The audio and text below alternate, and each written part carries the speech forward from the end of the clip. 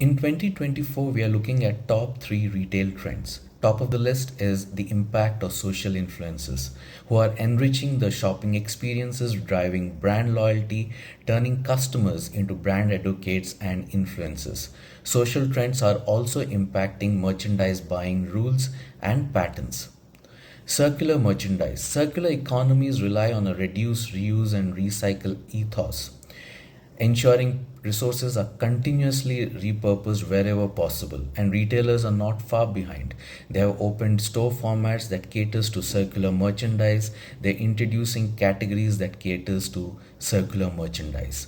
Last but not the least, convergent commerce, with its focus on frictionless shopping experiences across a retailer's store formats, is driving contextual personalization, and it is also aided by the resurgence in stores and thus providing seamless shopping experiences to customers.